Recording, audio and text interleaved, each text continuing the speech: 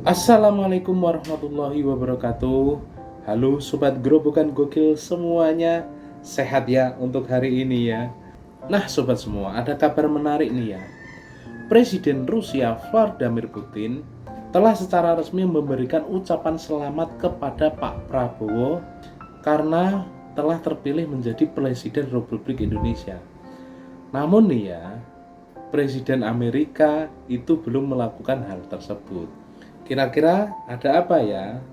Nah ya, memang sepak terjang Pak Prabowo kepada negara-negara Barat dan juga Eropa ini bisa dibilang keras ya. Seperti contohnya ya, mendukung hilirisasi Pak Jokowi hingga perdamaian perang antara Rusia dan Ukraina. Nah, kira-kira seperti apa sih ketegasan Pak Prabowo kepada Eropa dan negara-negara Barat? Langsung saja ya, kita reaction bersama-sama videonya berikut ini. Kalian lihat guys, Vladimir Putin sudah mengakui kemenangan Pak Prabowo dan mengucapkan selamat buat Pak Prabowo. Di saat Rusia bergembira atas kemenangan Pak Prabowo, tapi ada yang dengki nih, siapa lagi kalau bukan Amerika? Sampai sini kalian paham kan kenapa gue dukung Pak Prabowo? Karena kalau paslon lain yang menang, mungkin bisa dikontrol sama Amerika. Lagi, sepanik itu Amerika kalau Pak Prabowo menang. Yang sebahagia itu Putin ketika Pak Prabowo menang. Belum juga dilantik Putin menjadi orang pertama yang mengajak dialog kenegaraan. Kalian tahu nggak dulu Pak Prabowo pernah dicengin sama negara-negara Uni Eropa gara-gara ingin mendamaikan Rusia dan juga Ukraina. Negara-negara NATO itu dulu mengolok-olok Pak Prabowo dan juga menghina Pak Jokowi. Itu Ukraina dulu menghina Pak Jokowi. Mau diajak damai sama Pak Jokowi, malah dihianati sama Ukraina. Sekarang kalian pahamkan kenapa Pak Prabowo lebih tepat memimpin bangsa kita? Ya ini dia. Oh bisa ditanya, buat free trade. Ini kan duta besar itu.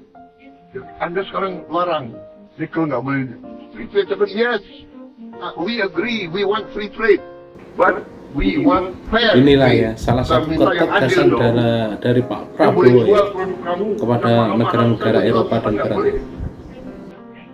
Sedang Indonesia ini 280 juta, kita bukan anak kecil lagi, ya kan? Masa kita sudah jual bahan baku kita murah-murah, ya kan? Boksit kita sudah jual, gelondongan, jadi aluminium, jadi mobil, jadi pesawat terbang, jadi televisi, kita beli. Bayarnya 40 kali. Tiga, sekarang bikin pabrik Indonesia. Kita butuh lapangan kerja.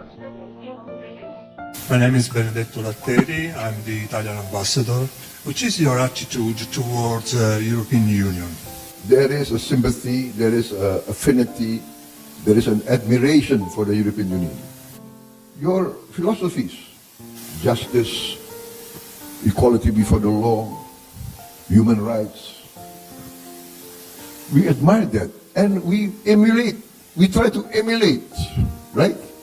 We love the European Union, we love Europe. The problem is Europe doesn't love us.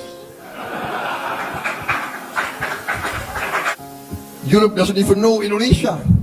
They only know Bali. I grew up in Europe. Maybe I know European history maybe better than many Europeans. Maybe. What I'm afraid of is that Europe will lose your moral leadership. The West has double standards. I'm saying this as a friend, that please be careful. You will be still strong, you will be still wealthy, but as what Hassan Abirajula said, there's a shift. Now, we don't really need Europe anymore.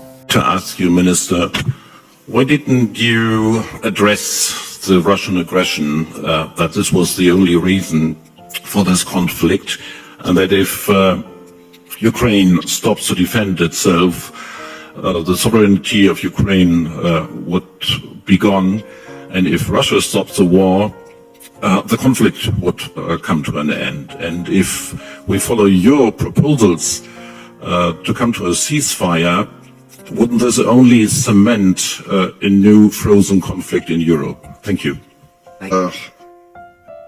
John, thank you.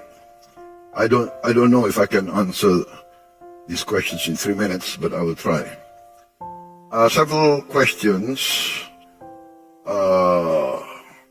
insinuated that I'm equating between the invader and the invaded. I think this is an emotional reaction, but what I'm putting forward is conflict resolution. I'm not saying which side is right or wrong, and I think this is being taken mistakenly, because Indonesia's position is very clear. In the United Nations, we voted against the Russian invasion. We voted. You can check our voting record. We're not talking about right or wrong. I'm just proposing that we attempt at conflict resolution, and this has been done historically. Please, our European friends, please do not think in terms of 5 or 10 years. Think in terms of 50 years. We in Asia, we have our share of conflict, of war. Maybe more disastrous, more bloody than what's being experienced in Ukraine. Ask our Vietnamese friends, our Vietnamese brothers, ask our Cambodian brothers. Ask them how many times they have been invaded. Ask our Vietnamese friends how many times we have been invaded. Ask Indonesians how many times we have been invaded. We know war. We want to resolve. We want to help. But again, it's up to the two parties. What is the United Nations for, if not for conflict resolution? Why is a proposal for a demilitarized zone so taken as if it's not rational? We have a demilitarized zone in Korea. We had a demilitarized zone between North and South Vietnam. We had a demilitarized zone in the Sinai. We have now United States monitoring force in many countries. There are conflicts not only in Europe. There are violations of sovereignty not only in Europe. Ask our brothers in the Middle East. Ask the Africans. Ask the people of the Democratic Republic of Congo. How many countries invaded them? There are United Nations forces in the Congo. So what I'm proposing is how we try to resolve this conflict by respecting the United Nations. That's all. I'm not equating aggression with the aggressors. Please understand, we in this part of the world, we have been victims of aggression many, many times. I think that's my